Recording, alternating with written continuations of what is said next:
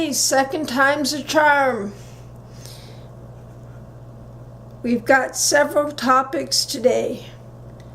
And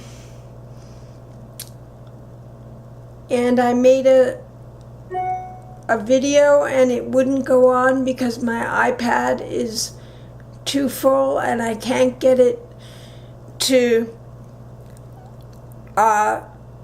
unload and to load the tape. So here we go.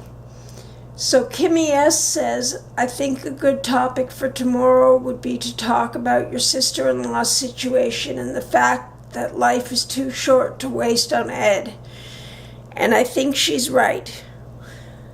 My sister-in-law weighs over 600 pounds. She doesn't have binge eating disorder. She just eats a lot. And she had a leg that was infected. The infection was cured, but 2 days ago it came back, and my brother drove her to the hospital very quickly because a lot of pus was coming out. And before they knew it, her heart had stopped, her lungs had stopped, and her kidneys had failed. And she's in ICU on all sorts of machines. She's not breathing on her own. She's not moving her own heart. Her kidneys have stopped. She's only 51 or 52. I'm 53. That is not that old. She is too young to die, but she is probably going to die from this. Ed takes life. We are too young to die from Ed. Ed takes life. He takes our lives and he destroys them. And I can't imagine putting my family through another death like this. Weight-related. I can't imagine doing that. I'm going to fight Ed with everything I've got. I hope you will too. Please, life is too short to lose over Ed. Fight him. Fight him with everything you've got. Now,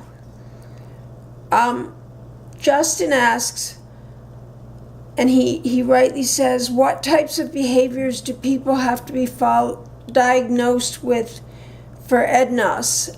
And EDNOS is actually the old term. In the Diagnostic and Statistical Manual 5, it's called OSFED, eating disorder,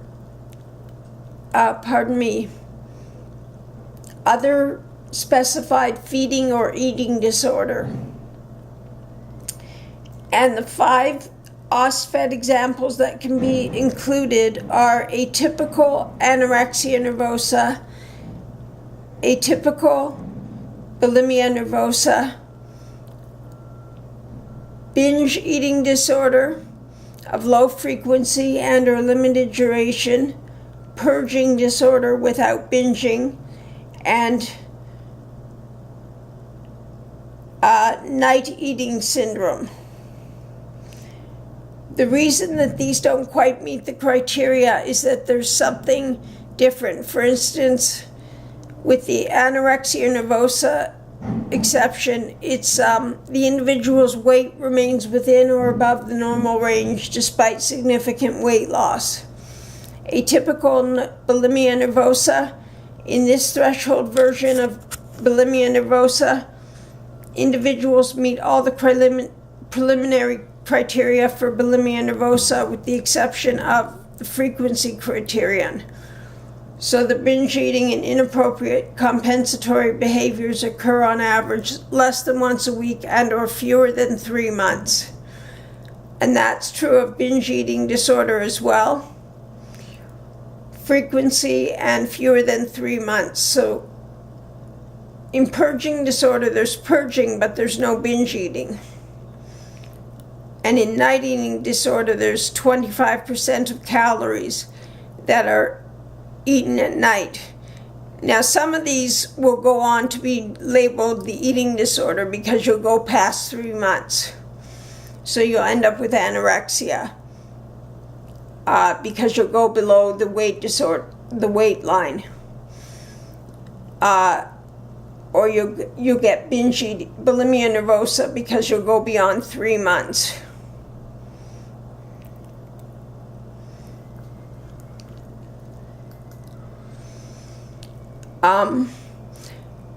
He also says, what would it be called if a person does the anorexic and bulimic behavior to lose weight or uses it to cope and thinks they're fat, but when they get to their goal weight, they eat normally again and stop with the anorexic and bulimic behaviors. But they start with it again if they need a way to cope with their emotions and or feel uncomfortable with their body. That would be OSFED, because they're only using the behavior to get to a certain weight, and they're not continually revising their weight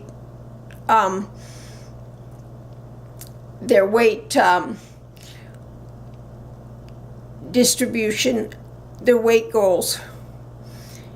And so it would be OSFED because it's atypical. And Tofu Tommy asks, I would like to hear how eating disorders affect family life and relationships in marriage. Well, that just depends on the family and the partner. We've seen Shani and Danny, and they're amazing together. They are the perfect couple. But we've seen other couples that break apart because of eating disorders. So it really depends on the couple. And family life, when there's a teenager in the house with an eating disorder, it can often be very contentious, where family is trying to get the teenager to eat and the teenager is refusing. But with family therapy and a lot of support, it can become a positive experience where they learn to get along and to work together to overcome the eating disorder. However, for the most part, it starts off contentious.